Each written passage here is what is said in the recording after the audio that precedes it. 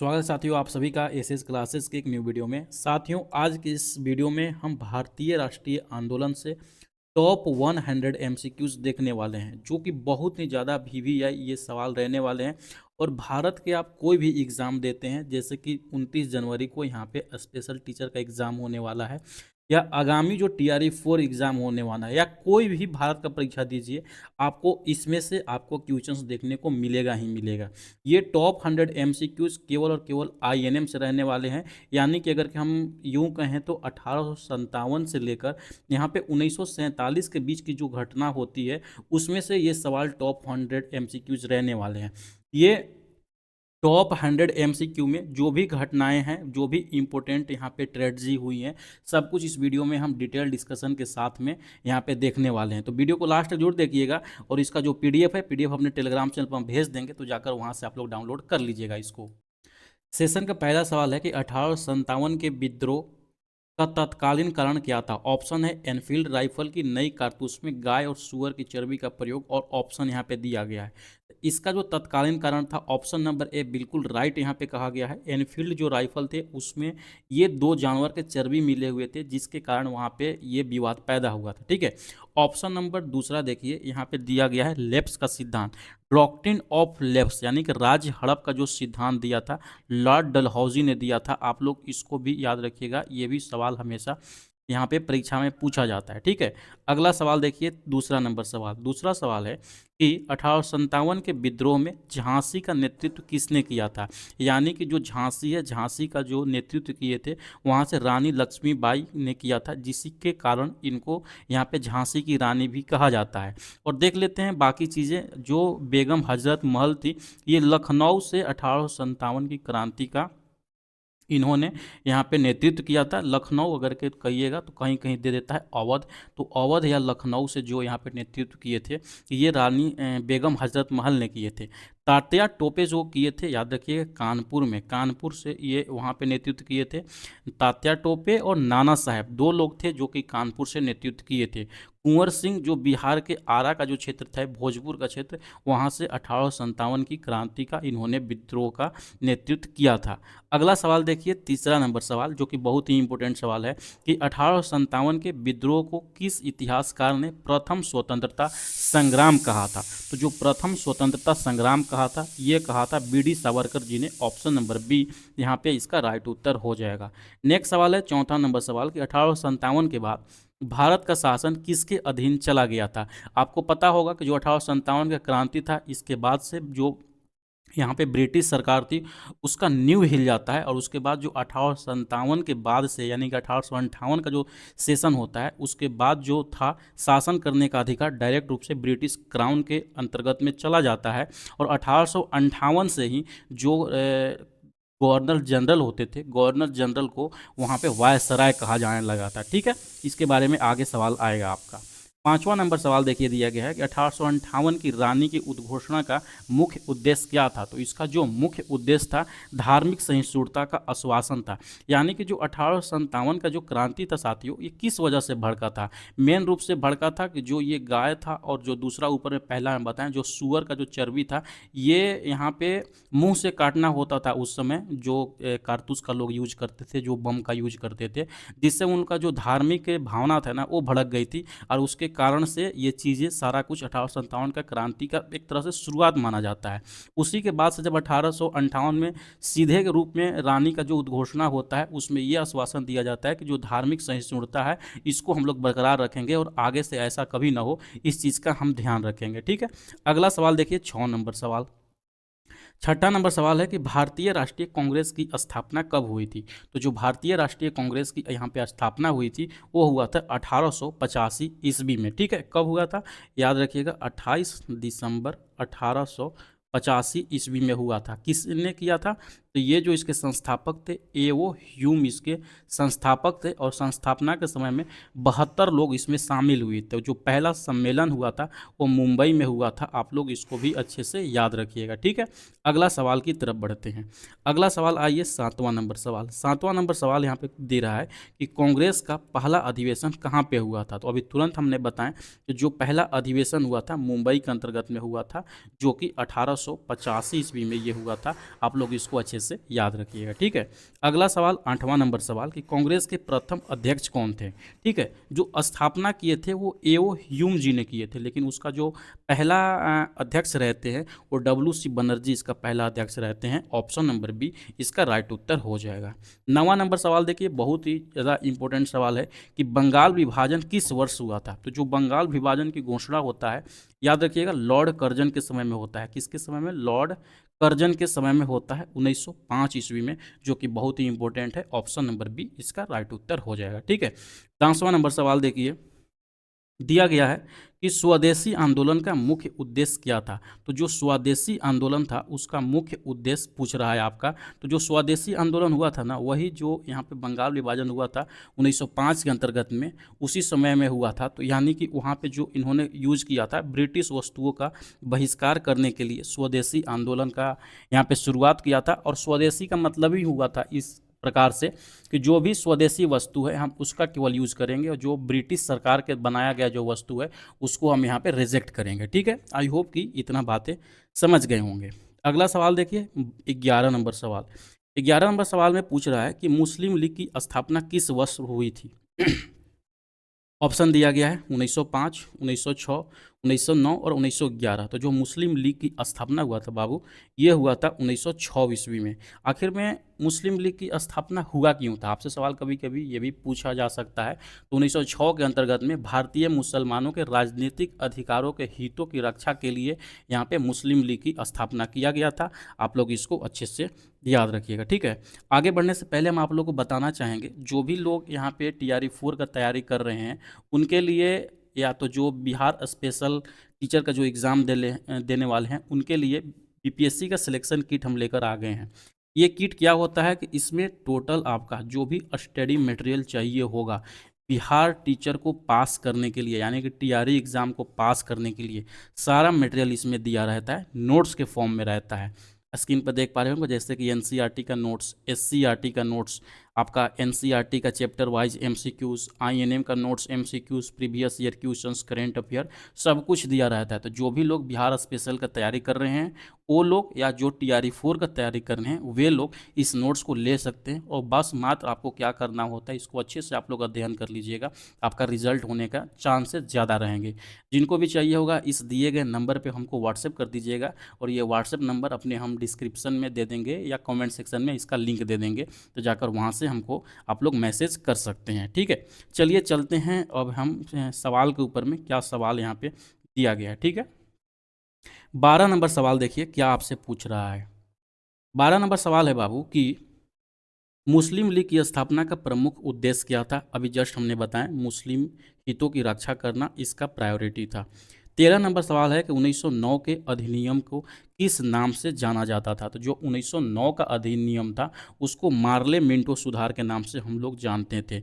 Morley Minto सुधार क्या था कि पृथक निर्वाचन, कभी कभी डायरेक्ट सवाल ये भी पूछ देता है कि पृथक निर्वाचन की शुरुआत कब हुआ था। तो यही 1909 ईस्वी में पृथक निर्वाचन की शुरुआत यहाँ पे हुआ था, वही माना जाता है, याद रखिएगा। ऑप्शन नंबर बी इसका राइट उत्तर हो जाएगा। ठीक है, 14 नंबर सवाल कि पृथक निर्वाचन मंडल की व्यवस्था किसके लिए थी। तो जो 1909 ईस्वी में यहाँ पे पार्लियामेंट सुधार आया था उसमें मुस्लिम के लिए पृथक निर्वाचन की व्यवस्था की बात कही गई थी। ठीक है, नेक्स्ट सवाल 15 नंबर सवाल देखिए, यहाँ पे पूछ रहा है आपसे कि होम रूल आंदोलन का नेता कौन थे।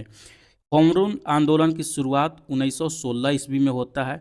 एक जगह होता है बाबू पुणे में होता है, याद रखना, और दूसरे जगह जो होता है चेन्नई में होता है।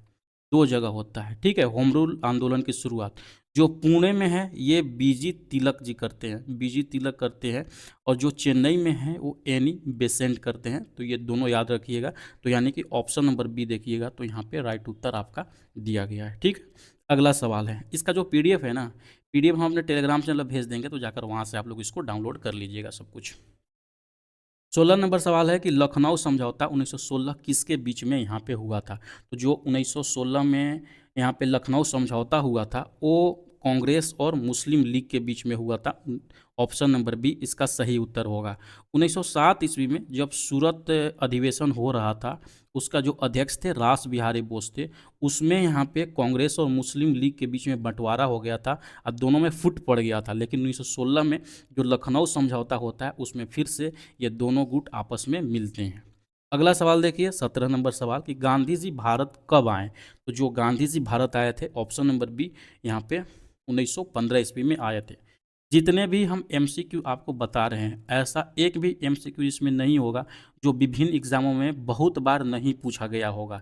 इसीलिए जो भी हम 100 एमसीक्यू करा रहे हैं, इसको आप लोग रट्टा मार लीजिएगा और जो भी डिस्कशन आपको बता रहे हैं, कम से कम ये चीज़ आप लोग दिमाग में रखिएगा। 18 नंबर सवाल देखिए। 18 नंबर सवाल में पूछ रहा है कि चंपारण सत्याग्रह किससे संबंधित था। तो जो चंपारण सत्याग्रह संबंधित था बाबू, नील की खेती से था। ऑप्शन नंबर ए यहाँ पे राइट उत्तर होगा। नील की खेती यानी चंपारण सत्याग्रह कब हुआ था, तो ये जो हुआ था 1917 ईस्वी में ये चीज़ यहाँ पे हुआ था। और जब चंपारण सत्याग्रह हुआ था, यानी कि नील की खेती के विरुद्ध में जो यहाँ पे हुआ था, तो एक प्रथा पूछा जाता है, तीन कठिया प्रथा। तीन कठिया प्रथा, तो यहाँ पे तीन कठिया जो प्रणाली था, इसका समापन किया गया था। आप लोग इसको भी अच्छे से याद रखिएगा, ठीक है। चंपारण कहाँ पे है, बिहार में है। 19 नंबर सवाल है कि खेड़ा सत्याग्रह का कारण क्या था। तो जो यहाँ पे खेड़ा सत्याग्रह हुआ था कब, 1918 ईस्वी में। कहाँ पे हुआ था, अहमदाबाद में। अहमदाबाद में ये चीज़ हुआ था, जो कि गुजरात के अंतर्गत में है। ये अकाल में कर के वसूली से हुआ था, यानी कि 1918 में क्या था, बहुत अकाल पड़ जाता है, उसके बाद भी किसानों से टैक्स लिया जा रहा था। उसके बाद से ये खेड़ा सत्याग्रह जो है शुरू हुआ था, ठीक है। नेक्स्ट सवाल की तरफ बढ़ते हैं। अगला सवाल देखिएगा, आपसे यहाँ पे पूछ रहा है 20 नंबर सवाल, ठीक है। 20 नंबर सवाल में है कि रॉलेट एक्ट किस वर्ष पारित हुआ था। जो ये रॉलेट एक्ट पारित हुआ था ना, वो जो पारित हुआ था,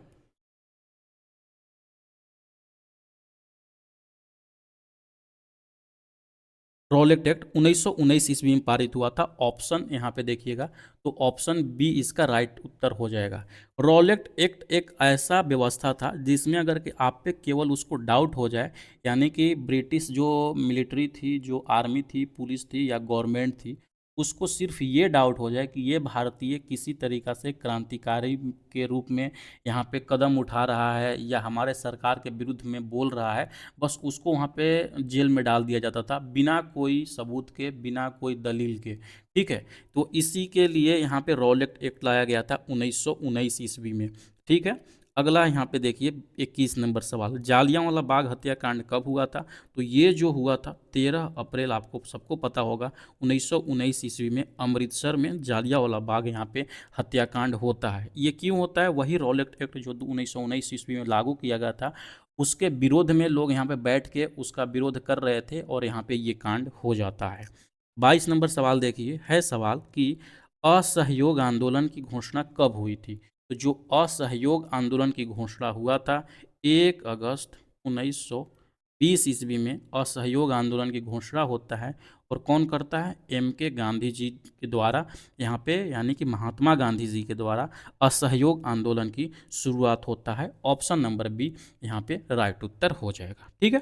23 नंबर सवाल देखिए, क्या दिया गया है कि असहयोग आंदोलन क्यों वापस ले लिया गया था। असहयोग आंदोलन चौरा चौरी घटना के बाद में 4 फरवरी 1922 ईस्वी को इस आंदोलन को वापस ले लिया गया था, क्योंकि जो असहयोग आंदोलन था स्टार्टिंग में शांति के साथ में शुरुआत किया गया था, लेकिन जो चौरा चौरी घटना हो जाती है उसके बाद से ये आंदोलन एक हिंसक मोड़ ले लेती है। उसके बाद गांधी जी ये देखते हैं कि ये हिंसा की तरफ बढ़ रहा है आंदोलन, उसके बाद से ही 4 फरवरी 1922 को असहयोग आंदोलन को समाप्त कर दिया जाता है। चौरा चौरी घटना उत्तर प्रदेश की घटना है, जहाँ पे एक पुलिस स्टेशन में आग लगा दिया जाता है और बहुत सारे पुलिसकर्मी वहाँ पे जल के मर जाते हैं, ठीक है। अगला सवाल देखिए, 24 नंबर सवाल, बहुत ही इंपॉर्टेंट सवाल है कि स्वराज पार्टी की स्थापना किसने की थी। तो जो स्वराज पार्टी की स्थापना किए थे चित्तरंजन दास और यहाँ पे मोतीलाल नेहरू ने किए थे। कब किए थे, सवाल ये भी पूछा जाता है। 1 जनवरी 1930 को स्वराज पार्टी की स्थापना किया जाता है, ठीक है। अगला सवाल 25 नंबर सवाल है कि साइमन कमीशन भारत कब आया। साइमन कमीशन जो भारत आया था 1928 ईस्वी में आया था, आप लोग याद रखिएगा। और जब भारत आया था तो साइमन वापस जाओ के नारा लगाया गया, और जिसमें कि लाला लाजपत राय सबसे आगे थे ये बात कहने में कि साइमन वापस जाओ। और इसी क्रम में उनका जब विरोध हो रहा था साइमन का, तो लाला लाजपत राय को सर पे गोली लगती है, सर पे डंडे से चोट लगती है, और वो वहाँ पे उनका मृत्यु हो जाती है। आप लोग इसको भी याद रखिएगा, ठीक है। नेक्स्ट सवाल है 26 नंबर सवाल कि साइमन कमीशन का विरोध किस नारे से हुआ। जैसे कि तुरंत हमने बताया, साइमन वापस जाओ के नारे से उनका विरोध हो रहा था, ठीक है। 27 नंबर सवाल बहुत ही इंपॉर्टेंट सवाल है कि नेहरू रिपोर्ट किससे संबंधित है। सबसे पहले ये याद रखिएगा, नेहरू रिपोर्ट कब प्रस्तुत किया गया था, तो 1 अगस्त 1928 ईस्वी को नेहरू रिपोर्ट यहाँ पे सबमिट किया गया था, ठीक है। किसके द्वारा, तो JL नेहरू के द्वारा किया गया था, और ये संविधान के प्रारूप से संबंधित था। ऑप्शन नंबर ए यहाँ पे राइट उत्तर हो जाएगा। और इसमें स्वशासन का मांग किया गया था, क्या, स्वशासन का मांग किया गया था, आप लोग याद रखिएगा, ठीक है। अगला सवाल है 28 नंबर सवाल। 28 नंबर सवाल क्या है कि पूर्ण स्वराज की घोषणा कब हुई थी। बहुत ही इंपॉर्टेंट सवाल है, याद रखिएगा। इसमें एक सवाल पूछा जाता है किसके बारे में, स्वराज के बारे में, स्वराज, और दूसरा जो आता है पूर्ण स्वराज। दोनों में बहुत जमीन आसमान का फर्क है, आप लोग भूल मत जाइएगा। स्वराज जो है, स्वराज के सबसे पहले मांग 1906 ईस्वी में नौरोजी में दादा भाई नौरोजी के द्वारा यहाँ पे किया गया था स्वराज की मांग। वहीं पूर्ण स्वराज की मांग जो है बाबू 1929 ईस्वी में पूर्ण स्वराज की घोषणा होता है, क्या होता है, घोषणा होता है। और 1930 ईस्वी में इसको पारित किया जाता है, क्या किया जाता है, पारित किया जाता है। यहाँ पे पूछ देता है कौन सा अधिवेशन, तो लाहौर अधिवेशन में।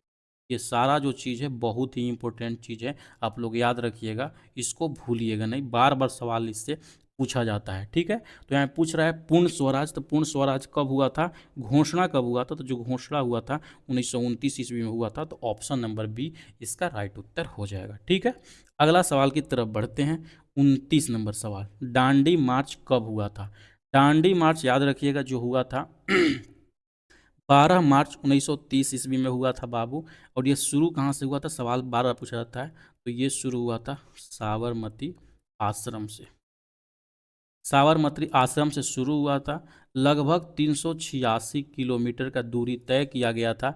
ये पूछा जाता है, कभी कभी मील में पूछ देता है, तो 241 मील होता है और 386 किलोमीटर होता है। और इसमें 78 लोग शामिल थे। आप लोग ये सारा फैक्ट याद रखिएगा। कब हुआ था, 12 मार्च 1930 ईस्वी को। नेक्स्ट सवाल 30 नंबर सवाल है कि सविनय अवज्ञा आंदोलन का प्रमुख प्रतीक क्या था। तो इसका जो प्रमुख प्रतीक था, नमक कानून का उल्लंघन करना। ऑप्शन नंबर बी यहाँ पे राइट उत्तर हो जाएगा। सविनय अवज्ञा आंदोलन 2 बार शुरू होता है, पहला 1930 में होता है, और जो सेकेंड बार फिर से स्टार्ट किया जाता है 1932 में किया जाता है। ये सवाल ऑलरेडी पूछा जा चुका है परीक्षा में। किन्होंने चालू किया था, तो मोहन दास करमचंद गांधी ने, यानी कि महात्मा गांधी जी के द्वारा सविनय अवज्ञा आंदोलन शुरुआत किया गया था, ठीक है। 31 नंबर सवाल देखो आप लोग, बहुत ही इंपॉर्टेंट सवाल है कि गांधी इरविन समझौता कब हुआ था। तो ये जो गांधी इरविन समझौता हुआ था 1931 में हुआ था। ऑप्शन नंबर बी यहाँ पे राइट उत्तर हो जाएगा, ठीक है।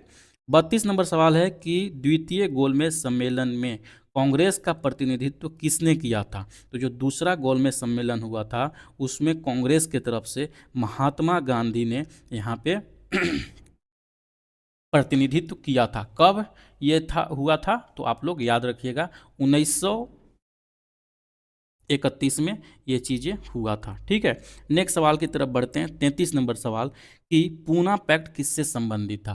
तो जो पूना पैक्ट संबंधित था दलित प्रतिनिधित्व से संबंधित था, और ये जो हुआ था 1932 ईस्वी में हुआ था। बहुत ही इंपॉर्टेंट चीज़ें हैं, याद रखिएगा। 34 नंबर सवाल आपसे पूछ रहा है कि भारत सरकार अधिनियम 1935 की विशेषता क्या थी। तो भारत सरकार 1900 अधिनियम 1935 की जो विशेषता था, याद रखिएगा, इसका जो विशेषता था प्रांतीय स्वायत्तता का विशेषता था। और इसमें ये भी सवाल पूछा जाता है द्वैध शासन का भी मांग इसमें किया गया था, द्वैध शासन। द्वैध शासन मतलब कि जिस तरीका से केंद्र में सरकार रहेगा उसी तरीका से राज्य में सरकारें रहेंगी। 35 नंबर सवाल देखिए कि 1937 के चुनावों में कांग्रेस ने कहाँ सरकार नहीं बनाई थी। तो देखिए याद रखिएगा 1937 में यहाँ पे चुनाव हुए थे, 7 राज्यों में कांग्रेस ने अपना सरकार बनाया था, उसमें से एक जो था बंगाल नहीं था। ऑप्शन नंबर सी यहाँ पे राइट उत्तर होगा। ठीक है, फिर चलते हैं अगला सवाल की तरफ। अगला सवाल 36 नंबर सवाल आपके स्क्रीन पे है। सवाल पूछा जा रहा है कि द्वितीय विश्व युद्ध में भारत को शामिल किसने किया। तो जो द्वितीय विश्व युद्ध हुआ था उसमें यहाँ पे उस समय के जो वायसराय थे लिनलिथी वो उनके द्वारा यहाँ पे प्रेशर डाला गया था और यहाँ पे भारतीय लोगों को द्वितीय विश्व युद्ध में शामिल किया गया था। 37 नंबर सवाल देखिए क्या पूछ रहा है कि अगस्त प्रस्ताव किसने दिया। अगस्त प्रस्ताव जो था लॉर्ड लिनलिथगो यानी कि ऑप्शन बी में जो दिया गया है इन्होंने दिया था। कब दिया था अगस्त प्रस्ताव? 1940 ईस्वी में। आप लोग इसको भी अच्छे से याद रखिएगा। ठीक है, नेक्स्ट सवाल कौन सा? 38 नंबर सवाल, क्रिप्स मिशन कब आया था? जो क्रिप्स मिशन भारत में आगमन हुआ था 1942 ईस्वी में आया था। बहुत ही इंपॉर्टेंट है, आप लोग याद रखिएगा।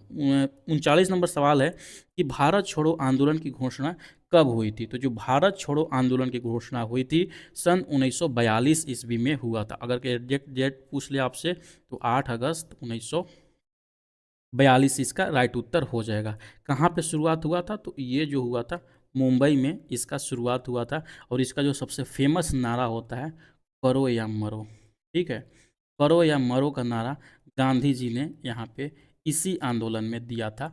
आप लोग इसको भी याद रखिएगा, भूलिएगा नहीं। ठीक है, नेक्स्ट सवाल 40 नंबर सवाल है कि भारत छोड़ो आंदोलन का नेतृत्व किसने किया था? तो जो भारत छोड़ो आंदोलन का नेतृत्व किया था महात्मा गांधी जी ने किया था। ऑप्शन नंबर बी इसका राइट उत्तर हो जाएगा। ठीक है, 41 नंबर सवाल है कि आईएनए का गठन किसने किया? तो जो आईएनए का यहाँ पे गठन किया था आप लोग याद रखिएगा सुभाष चंद्र बोस। यहाँ पे ऑप्शन नंबर बी राइट उत्तर हो जाएगा। ठीक है, आईएनए का गठन हुआ था 1943 ईस्वी में हुआ था। अब कुछ चीज़ें आप लोग याद रखिएगा। ठीक है, जो आईएनए होता है, आईएनए इसका मतलब होता है भारतीय राष्ट्रीय सेना। भारतीय राष्ट्रीय और क्या सेना, भारतीय राष्ट्रीय सेना। इसका जो स्थापना किया गया था ना कैप्टन मोहन के द्वारा किया गया था। कैप्टन मोहन मोहन के द्वारा कब किया गया था? 1942 ईस्वी में इनके द्वारा किया गया था। लेकिन इसके बाद में इसका जो पुनर्गठन था, पुनर्गठन इसका पुनर्गठन 1943 ईस्वी में यही सुभाष चंद्र बोस जी के द्वारा यहाँ पे किया गया था। उसी के बारे में यहाँ पे पूछा गया है आपसे। ठीक है, और इसी का नाम जो 1943 में जब इसका पुनर्गठन हुआ था तो इसका जो नाम रख दिया था आज़ाद हिंद फौज।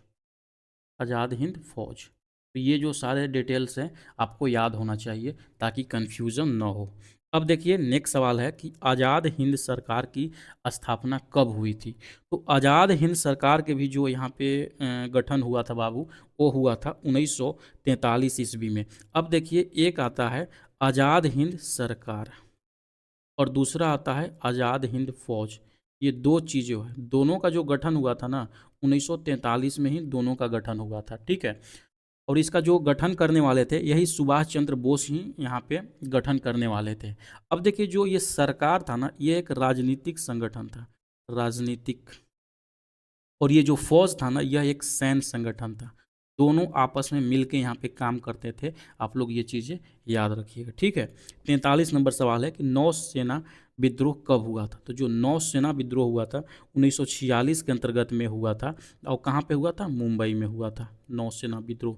और कौन सा शिप था? तो शिप का भी नाम याद रखिएगा, आईएनएस तलवार। आईएनएस तलवार के ऊपर में ये सारी घटनाएं यहाँ पे हुई थी। अगला सवाल है 44 नंबर सवाल, कैबिनेट मिशन भारत कब आया? बहुत ही इंपॉर्टेंट सवाल है। तो जो कैबिनेट मिशन है यहाँ पे 1946 में भारत आया था। संविधान सभा का गठन किस आधार पर हुआ? तो जो यहाँ पे आधार चुना गया था प्रांतीय चुनावों के आधार पे संविधान सभा का गठन किया गया था। माउंटबेटन योजना कब घोषणा किया गया था? तो जो माउंटबेटन योजना घोषणा हुआ था जुलाई 1946 ईस्वी में यहाँ पे घोषणा हुआ था। यानी कि ऑप्शन नंबर ए यहाँ पे राइट उत्तर हो जाएगा। और जो पहली बैठक हुई थी 9 दिसंबर 1946 को। इसको संविधान सभा के पहली बैठक भी के रूप में भी जाना जाता है। ठीक है, अगला सवाल कि भारत का विभाजन किस वर्ष हुआ, यानी कि भारत का विभाजन जो होता है यहाँ पे 1947 ईस्वी में होता है।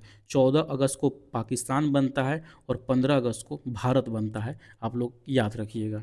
ठीक है, नेक्स्ट सवाल है 48 नंबर सवाल कि भारतीय स्वतंत्रता अधिनियम कब पारित हुआ, यानी कि जो भारत स्वतंत्र हुआ 1947 में, उसी समय भारतीय स्वतंत्रता अधिनियम 1947 को पारित किया बाबू। ठीक है, 49 नंबर सवाल देखिए पूछ रहा है आपसे कि भारत की स्वतंत्रता की तिथि क्या है। अब ये जिसको भी सवाल नहीं याद रहे वो भारत में रहने लायक नहीं है, ये समझ लीजिए। यानी कि जो भारत की स्वतंत्रता हुआ था 15 अगस्त 1947 को हम यहाँ पे आज़ाद हुए थे अंग्रेजों से।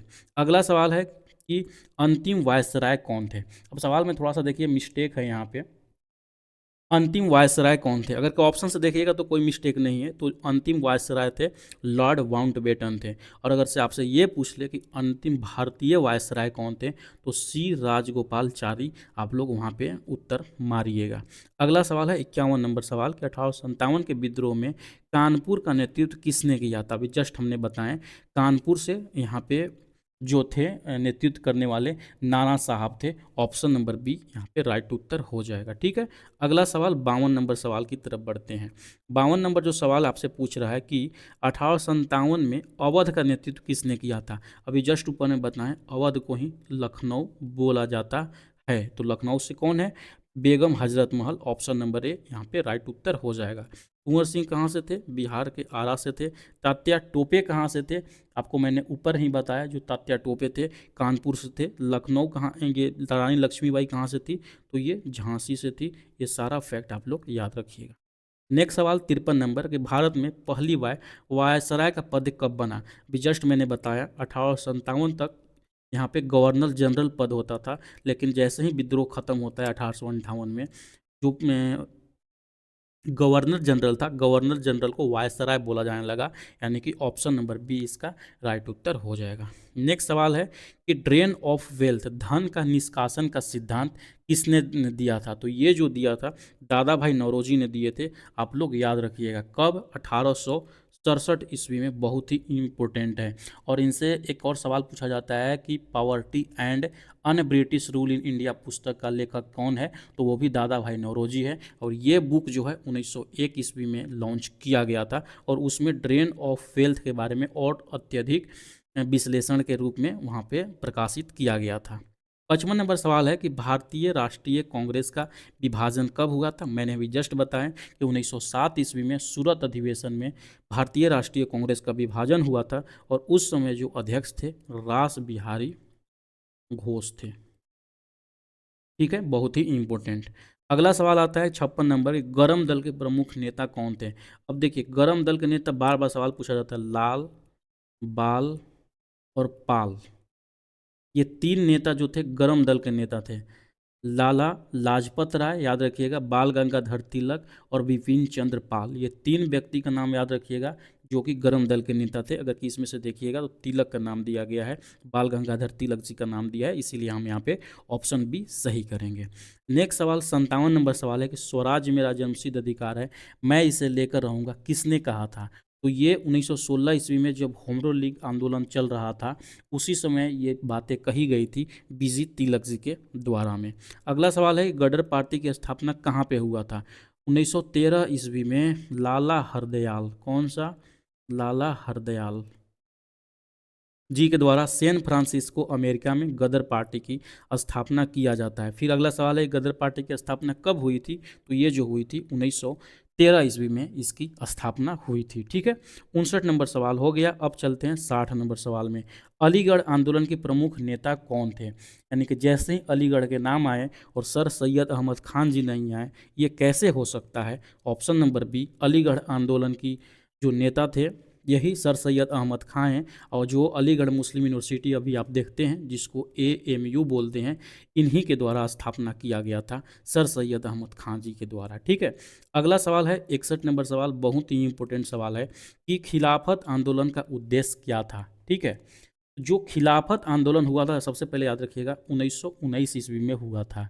ठीक है, इसमें तुर्की में जो खलीफा होते थे, तुर्की खलीफा का समर्थन किया गया था इसके द्वारा।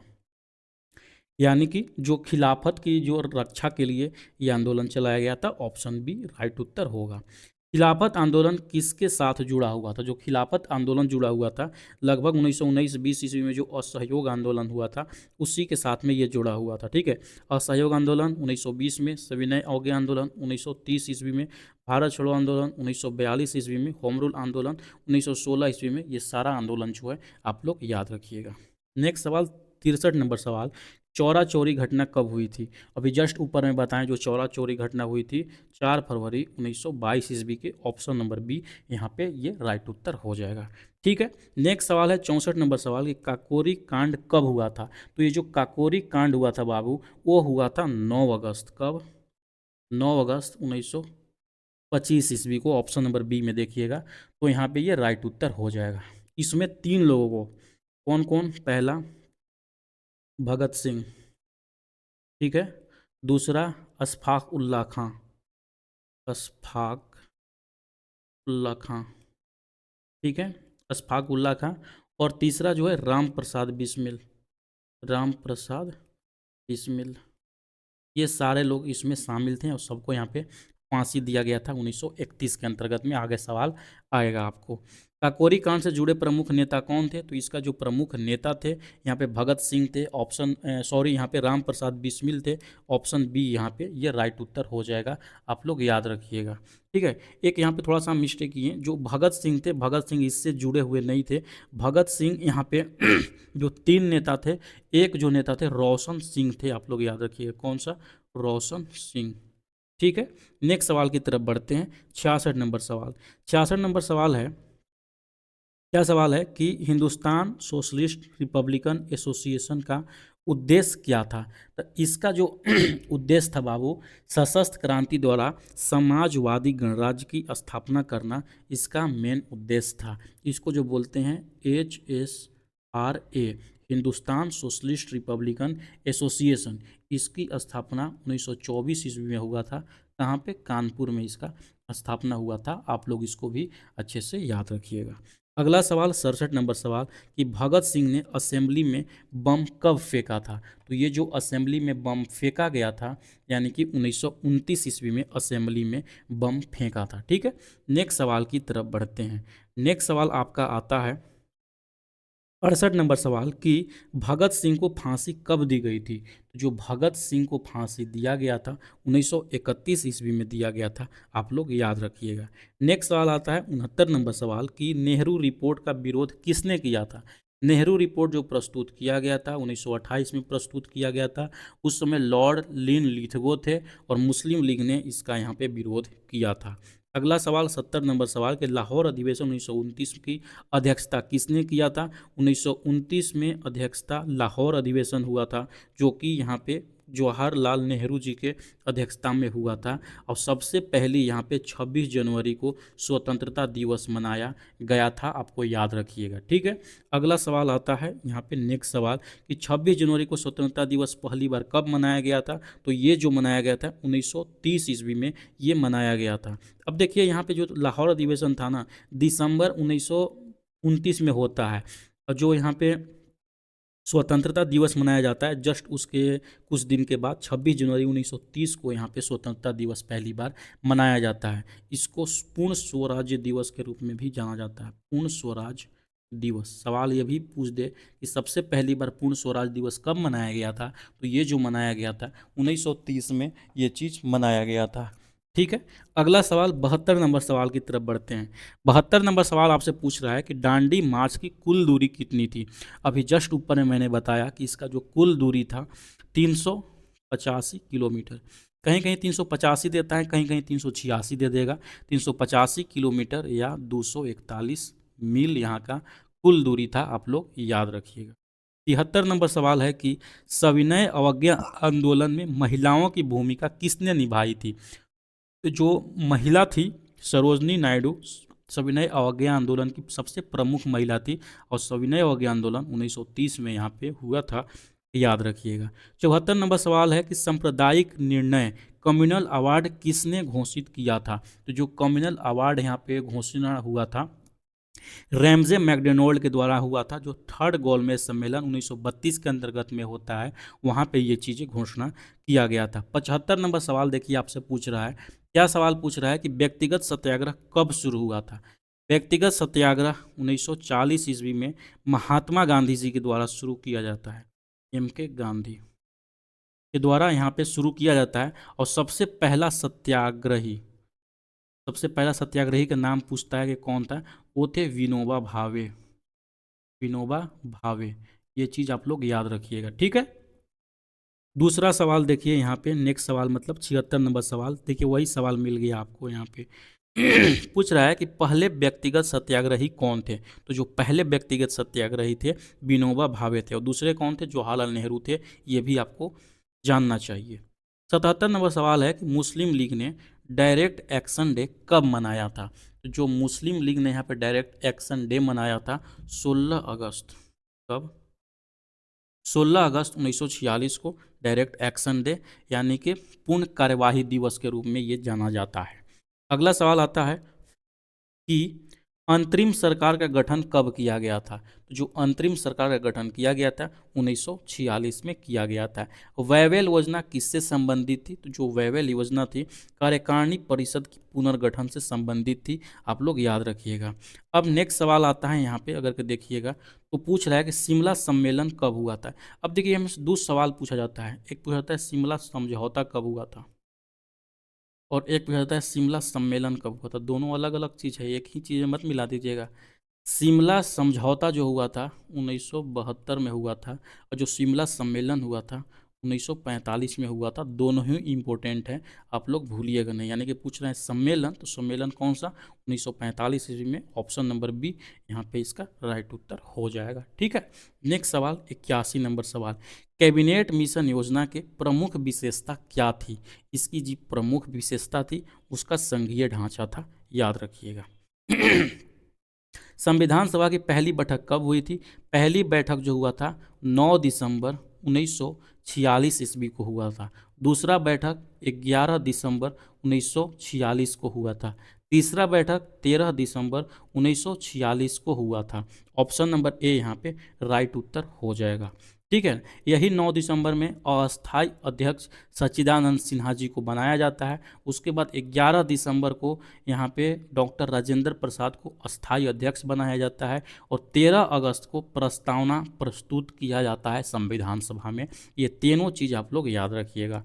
फिर आता है 83 नंबर सवाल कि संविधान सभा के अस्थायी अध्यक्ष कौन थे। तो अस्थायी अध्यक्ष कौन थे, डॉक्टर राजेंद्र प्रसाद। कब बनाया गया था, 11 दिसंबर 1946 को। बहुत ही इम्पोर्टेंट सवाल। अगला सवाल की तरफ बढ़ते हैं, हम यहाँ पे देखते हैं 84 नंबर सवाल। 84 नंबर सवाल क्या पूछ रहा है आपसे, पूछ रहा है कि मुस्लिम लीग ने संविधान सभा का प्रारंभ में बहिष्कार क्यों किया था। तो सबसे शुरू में बहिष्कार इसलिए किया था कि उन्होंने, मुस्लिम लीग ने शुरुआत में पाकिस्तान का मांग किया था, मुस्लिमों के लिए अलग संविधान का मांग किया था। ऑप्शन नंबर बी राइट उत्तर हो जाएगा। 85 नंबर सवाल है कि भारत के पहले गवर्नर जनरल कौन बने। भारत के जो पहले गवर्नर जनरल हुए लॉर्ड माउंटबेटन, यानी कि स्वतंत्र भारत के बाद पूछ रहा है तो यहाँ पे लॉर्ड माउंटबेटन हो जाएगा। यही सवाल पूछ दे कि भारत के पहले भारतीय जनरल गवर्नर जनरल कौन हुए, भारतीय पूछ देगा तो वहाँ पे आपका सी राजगोपालाचारी हो जाएगा। आप लोग इसको अच्छे से याद रखिएगा। 86 नंबर सवाल है कि पाकिस्तान के पहले गवर्नर जनरल कौन थे। तो सबसे पहले सॉरी, पहले जो गवर्नर जनरल हुए मोहम्मद अली जिन्ना। ऑप्शन बी यहाँ पे राइट उत्तर हो जाएगा। भारतीय राष्ट्रीय ध्वज कब अपनाया गया, ये जो अपनाया गया था 22 जुलाई 1946 ईस्वी में अपनाया गया था। 88 नंबर सवाल है 1931 कराची अधिवेशन का महत्व क्या था। तो जो कराची अधिवेशन का महत्व था, मौलिक अधिकारों की घोषणा सबसे पहली कराची अधिवेशन में किया गया। भारत छोड़ो का प्रस्ताव कहाँ पे पारित हुआ, मैंने उस समय बताया कि जो 1942 ईस्वी में भारत छोड़ो आंदोलन का प्रस्ताव पारित हुआ था वो मुंबई में हुआ था। ऑप्शन नंबर बी यहाँ पे राइट उत्तर हो जाएगा।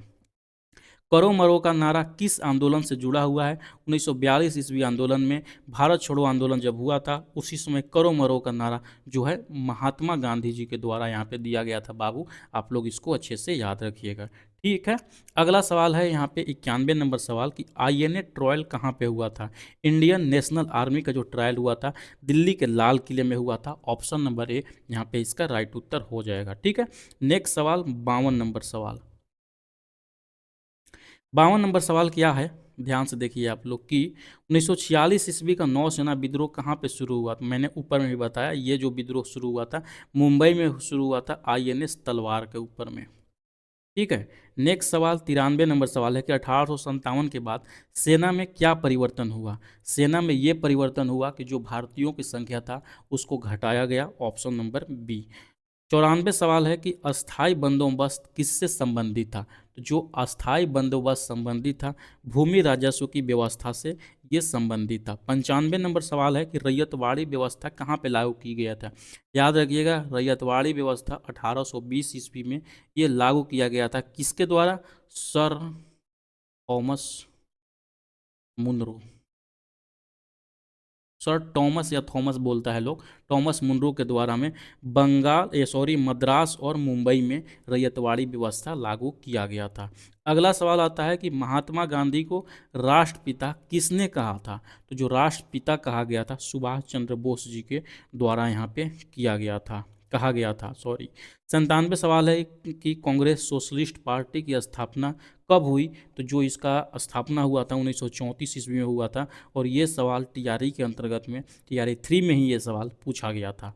अगला सवाल है 98 नंबर सवाल कि कांग्रेस सोशलिस्ट पार्टी की प्रमुख नेता कौन थे। उनके जो प्रमुख नेता थे जयप्रकाश नारायण थे। 99 नंबर सवाल है कि द्वितीय विश्व युद्ध कब समाप्त हुआ। तो द्वितीय विश्व युद्ध 1939 से लेकर 1945 तक यहाँ पे चलता है और 1945 में ये समाप्त होता है। ठीक है। अगला सवाल आज का सेशन का लास्ट सवाल आप लोग ध्यान से देखिएगा। भारतीय स्वतंत्रता संग्राम का अंतिम चरण किसे माना जाता है। तो जो सबसे अंतिम चरण था भारत छोड़ो आंदोलन था जो कि 1942 ईस्वी में हुआ था। असहयोग आंदोलन कब हुआ था? ये हुआ था 1920 ईस्वी में हुआ था। सविनय अवज्ञा आंदोलन कब हुआ था? 1930 ईस्वी में हुआ था। होम रूल आंदोलन कब हुआ था? 1916 में हुआ था। तो इस वीडियो में साथियों जो भी टॉप 100 एमसीक्यूज थे जो कि बार बार परीक्षाओं में पूछा जाता है सब कुछ क्लियर कराने के हमने कोशिश किया आपको। ठीक है। इसका जो पीडीएफ है पीडीएफ हम अपने टेलीग्राम चैनल पर भेज देंगे, जाकर वहाँ पे डाउनलोड कर लीजिएगा। और कैसा लगा सेशन कमेंट सेक्शन में जरूर से जरूर आप लोग बताइएगा। चलिए मिलते हैं नेक्स्ट वीडियो के साथ में। बाय।